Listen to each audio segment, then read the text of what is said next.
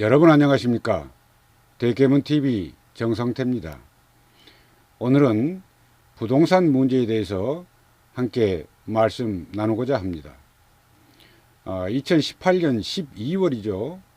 서울 마포 어느 재개발 지역에 살던 30대 남성이 스스로 목숨을 끊는 일이 있었습니다.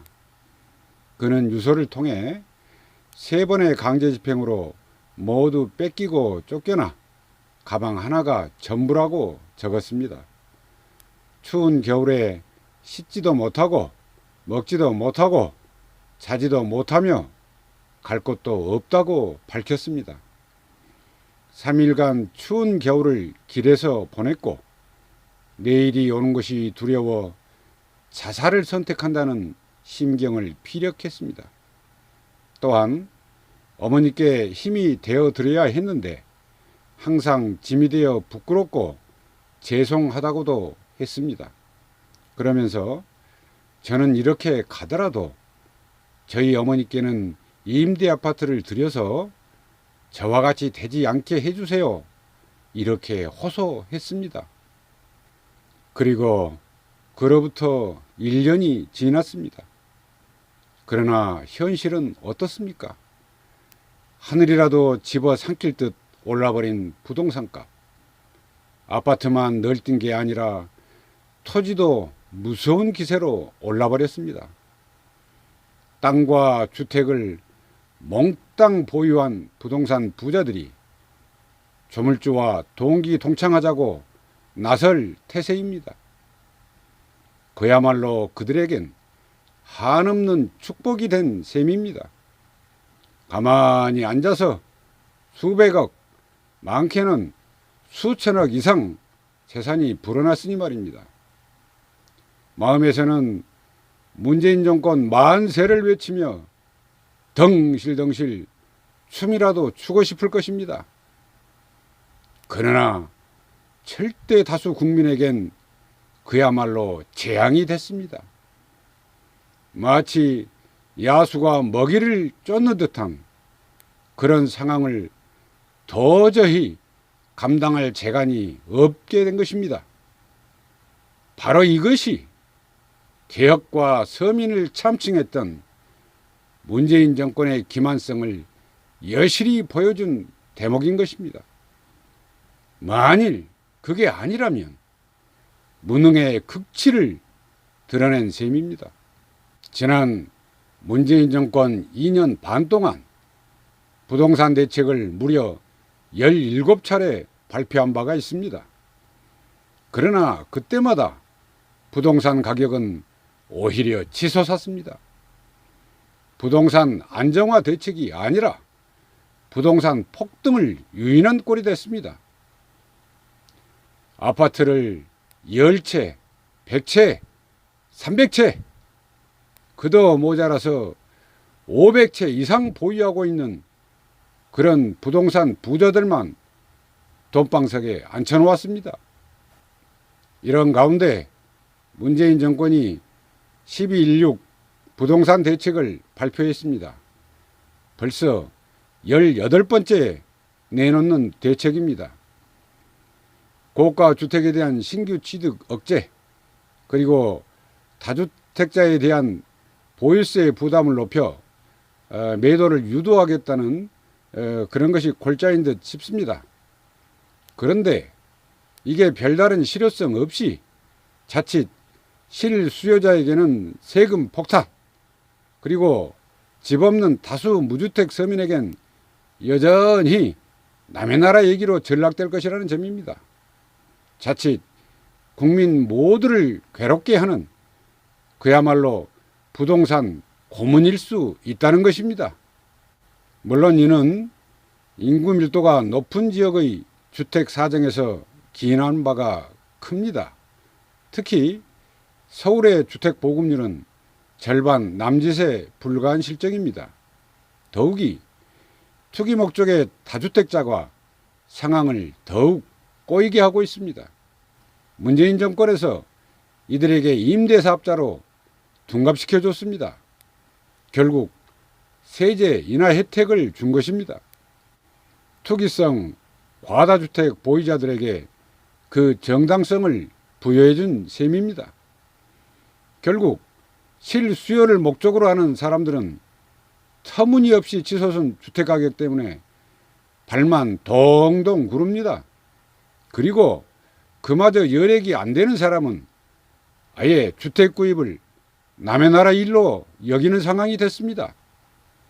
이는 전월세 상승으로 이어지게 되고 거기 무주택 서민의 주거 문제는 끝없는 고통의 악순환을 겪게 되는 것입니다. 무릇 자본의 속성은 결코 도덕적이지 않습니다. 돈이 되는 것으로 자금이 유입되는 것은 어쩌면 당연한 이치일 것입니다. 그렇다고 10채 심지어 수백 채씩 주택을 보유한 이들을 옹호하려는 것은 결단코 아닙니다. 다만 그들이 그렇게 되도록 길을 터준 정부를 질책하려는 것입니다. 특히 문재인 정권의 청와대 그리고 국토부 고위 관료들은 문제가 심각합니다. 이번에 발표된 정부의 부동산 대책 또한 본질은 비켜가고 있다는 우려가 앞섭니다. 주택시장 전반에 보다 강력한 신호가 될 수 있는 그런 방안이 빠져 있기 때문입니다. 물론 보유세 강화 등에 대해서는 일정 부분 평가할 수 있을 듯 싶습니다. 그러나 그것만으로는 해결될 수 있는 방안이 아니라는 것입니다. 왜냐하면 올린 세율만큼 그것을 매입자에게 전가하거나 또는 전월세 세입자에게 고스란히 떠안길 공산이 크기 때문입니다. 그러면 어떻게 해야 할까요? 그물망을 촘촘히 겹쳐야 하는 것입니다. 고기가 그물에서 빠져나갈 수 없도록 그렇게 만들어야 한다는 것입니다. 그러니까 보유세 강화만 갖고는 미흡하다는 것입니다. 그와 함께 아파트 분양원가 공개 그리고 분양가 상한제를 통해 신규 물량이 기존 아파트에 비해 훨씬 낮은 가격에 공급될 수 있도록 만들어야 합니다. 그러면 어떻게 되겠습니까? 인근 다른 아파트 또한 그 여파에 놓일 수밖에 없게 됩니다. 아파트가 싸게 공급되는데 굳이 하늘 높은 줄 모르고 치솟은 기존 아파트를 사야 할 이유가 없는 것입니다. 이렇게 되면 주변으로 번져가는 파급 효과가 굉장할 것입니다. 아울러 공공부문 통한 영구 임대아파트의 대대적 보급이 요구됩니다. 이는 서로 아파트 가격이 지금 시세의 절반 이하로 떨어진다고 할지라도 그러나 그것을 구입할 여력이 없는 숱한 무주택 서민들을 위한 방안인 것입니다. 이렇게 그물망을 촘촘히 던져야 투기를 원천적으로 봉쇄하고 또 전 국민의 실질적 주거 안정이라는 측면에서 바람직한 일인 것입니다. 종합하면 이런 것입니다.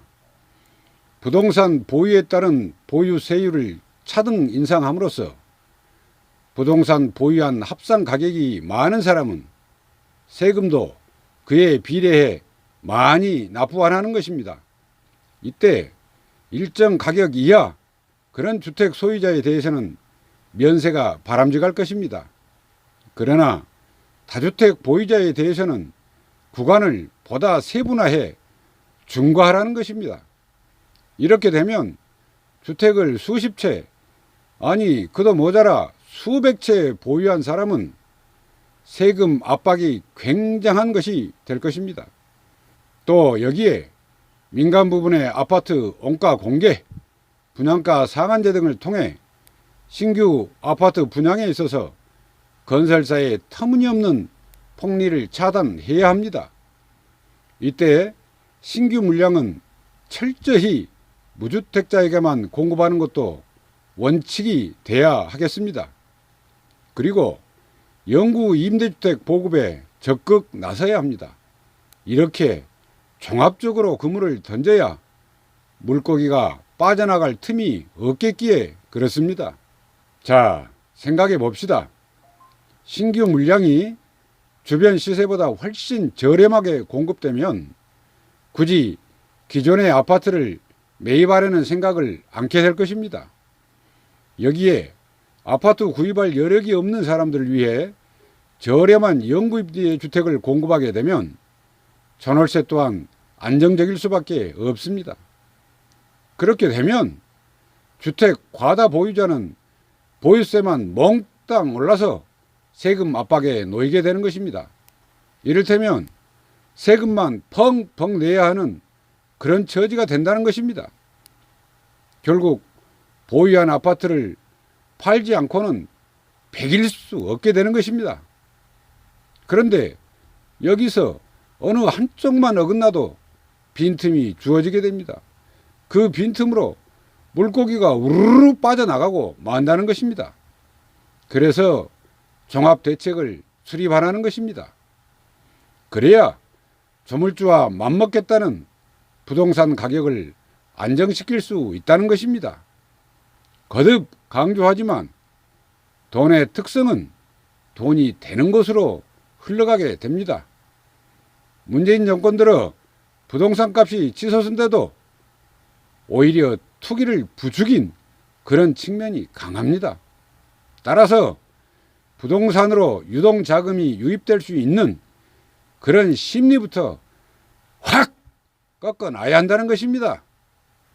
예를 들어 보겠습니다. 어떤 싸움꾼이 난동을 부리고 있습니다. 그래서 견디다 못한 주민들이 경찰에 신고를 했습니다. 이 싸움꾼을 검거하기 위해 경찰관 한 명이 출동하게 된다면 어떤 현상이 벌어질까요? 그 경찰관 혼자서 싸움꾼을 제압하는 것이 과연 수월할까요? 자칫 그가 차고 있던 권총까지 뺏길지도 모를 일입니다. 그런데 경찰관 3명을 출동시키면 어떻게 될까요? 3명의 경찰관이 한꺼번에 달려들면 훨씬 수월하게 제압할 것임은 자명한 이치입니다. 그래서 보유세만 올리는 것은 경찰관 1명만 출동시키는 것에 불과하다는 것입니다. 그것만으로는 싸움꾼을 제압할 수 없다는 것입니다. 사실 지금 서울 아파트 값은 절반 이하로 떨어져야 합당한 수준입니다. 이렇게 말하면 상투 꼭지 잡고 주택 마련한 사람들은 아마 서운하게 들릴지도 모를 일입니다. 그러나 생각해 보십시오.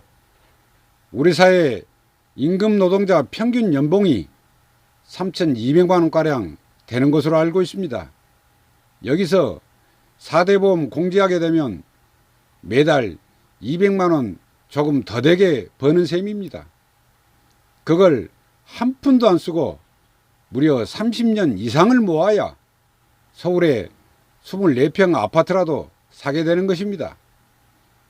그래서 서로 서울 아파트 값이 반값으로 떨어진다고 해도 15년을 한 푼도 안 쓰고 모아야 된다 이 말입니다.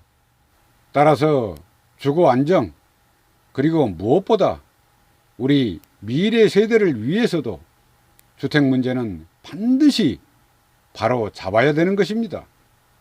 그리고 주택 문제가 안정되면 자기 주택만 갖고 사는 그런 실수요자들 세금 부담도 줄게 되고 또 무주택자 주택 마련도 용이롭게 됩니다.